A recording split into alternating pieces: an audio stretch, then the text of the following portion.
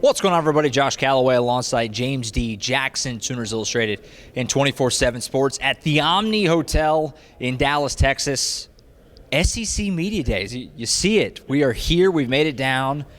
It feels kind of weird. It feels kind of weird. Big 12 Media Days were last week. They moved them to Vegas. We weren't there. It felt weird not being there. And now we're here actually at SEC Media Days. Brent Venables spoke with an SEC backdrop behind him. It's cool, it's different, but it feels odd. It feels a little strange. Yeah, I mean, obviously, OU had the inauguration for everything, the SEC back in Norman, but now being here with all the football teams and things like that, you see everything here. Nick Saban, he's all here, so you really see the SEC and you get the full extent of it. So it's just fun, man. It's fun to see what we got going on right now. It's a full production here at this thing. Big 12 Media Days is a big production as well, but it's hard to top SEC Media Days. I think they said over 1,200 credentialed media here in Dallas, which is an outrageous number. It's been a great event these first couple of days. We'll be here the rest of the week as well. And we got to hear from Oklahoma today. Yesterday was Greg Sankey and the first four teams. Today, Oklahoma took center stage. Brent Venables was here along with three players, Jackson Arnold, Billy Bowman, Danny Stutzman. We'll start with Brent Venables. So he takes the podium.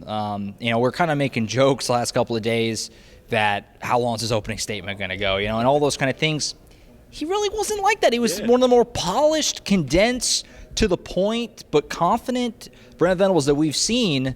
What kind of stuck out for you from what Brent Venables had to say when he took the stage here today? Yeah, I'm actually glad you say that because, our national recruiting expert, Chris Hummer, he turned to me after it was over. He was like, hey, he seems very succinct now. I said, every year he's getting better. He's getting better. So, Brent Venables did a very good job up there. I think he handled it really well. They talked about the offensive line, which is really the biggest thing for OU's football team going into this offseason. Where's that offensive line going to be? He said they feel good about it. They feel good about it, but obviously he's far from satisfied, which is every football coach is going to say that regardless of what position it is. They're always looking to improve and get better. And so that was the biggest takeaway for me because a lot of other stuff was already kind of like coach jargon at this point in time because you're trying to be politically correct and things like that. So him talking about the offensive line and the quotes that we got out of that, I think were the biggest parts about what he stood up there and said. Yeah, a couple of things stuck out to me.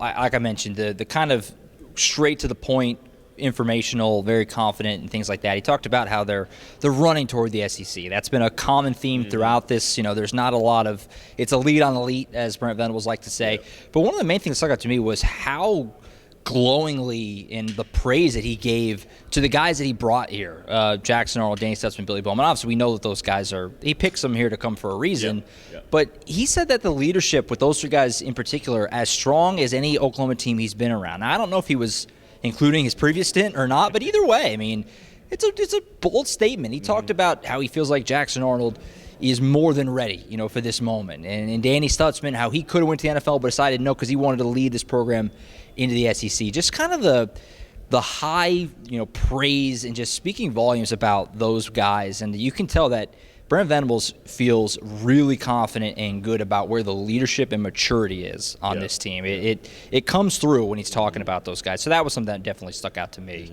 certainly. And you can watch that press conference on the YouTube channel along with his full Elder press conference. It's kind of a different format here than we're used to in Big 12 Media Days. Everybody goes twice, essentially. So you can get his full thing along with the three players. That'll all be on the YouTube channel. On the note of the players, so like we said, we got Jackson Arnold, QB1, Danny Stutzman, Billy Bowman. We were trying to bounce around and cover as much ground as we could. What stuck out to you from the players today were those three guys that also took the stage here at SEC Media Days? Yeah, I stuck around to see Billy Bowman. He obviously is from this area, the Dallas area, so he got a lot of questions talking about his high school days, things like that. Now being in the SEC, would he have gone to different schools and things like that? Obviously, he's like, Oklahoma's where I want to be. That's where I chose. I wanted to be here because I wanted to win championships. That's really the notion that he gave is the reason why he went to Oklahoma. He loves all the coaches there and things like that. And so that's pretty much what he was asked. He was also asked about Jada Coleman, his fiance, and what she's done. Four-time national champion. I mean, he's like, she's the better half, she's the better athlete, which is the quote everybody wants to hear at that smart point. Man right there. He's smart. So good for him, things like that. I'm curious to see what Jackson Arnold said to you all about, what did he say? Because everybody was over there, it seemed like. It was like the biggest media scrum throughout the entirety of SEC so far, it seems like. So what do you think about him? Yeah, absolutely. It was a crowd. I started with Danny Stutzman because whenever they did the breakouts, the three players go at once.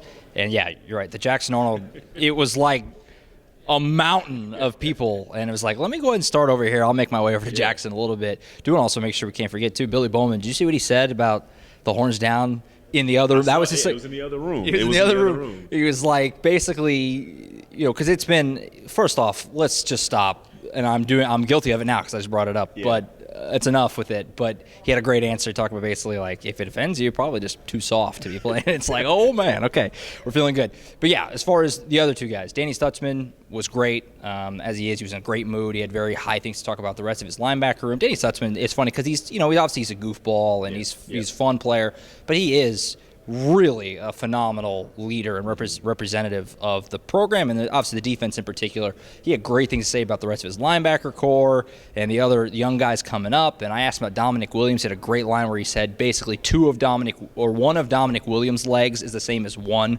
of Danny Stutzman's legs. Wait, no, refers. Did I say that right? You said it correctly.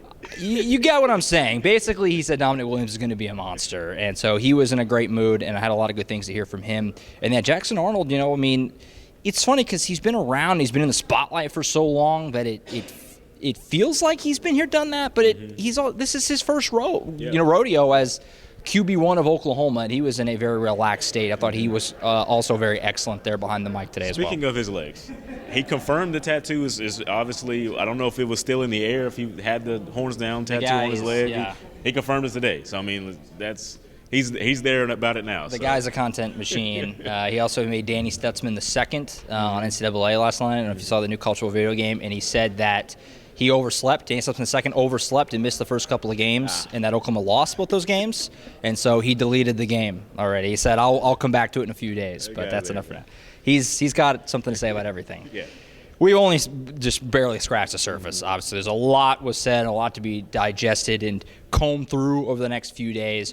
Be sure to head on over to oklahoma.247sports.com. There is a load of coverage there already. More to come. Like we said, the full press conferences, everything these guys said, and they're at least a good chunk of their breakout interviews are on the YouTube channel as we speak. We'll have the podcast later this week. We'll loop in, try to get all of us together, hopefully, to have a full kind of breakdown, pick it all apart.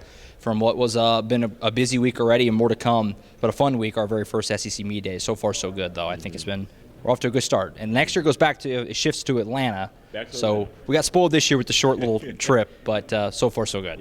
Yeah, definitely. Yeah, so pretty much just it was here in honor of Oklahoma and Texas people getting the chance to come out here. So this has been fun. We had a good time so far, and can't wait to see what happens next. 100%. The season's almost here, so let's see what happens. 100%. Do want to make sure too. I almost forgot. I was going to bring it up at the beginning, and then I forgot. Did you get some injury updates from Brent Venables as well? Yes, gave a few highlights. Gentry Williams, right, healthy, good to go. Garion Hatchett, healthy, good to go. Mm-hmm. Who was it else? So there was a few more. Casey Thompson, healthy, good to go. And then basically everyone else is kind of Angel Anthony, Troy Everett, Jalil Farouk. They're all still nursing their injuries. Hopefully back, by the start of the season, but it was not. It was kind of a non-committal, basically, is where we're at on that. Yeah. So some interesting injury updates there. And again, we'll talk about that more probably on the podcast later this week. But again, Oklahoma.247sports.com. Loads of coverage there. YouTube channel, subscribe, all that good stuff. So you guys can get all the press conferences and all the everything here coming out of SEC Media Days in Dallas. That's it for now. For James D. Jackson, I'm Josh Callaway. We'll see you guys coming up soon. Fall camp is just about a couple of weeks away. It's getting real out here. Season opener a little over 6 weeks away when Oklahoma hosts Temple on August 30th. That's it for now. We'll see you next time back here from SEC Media Days.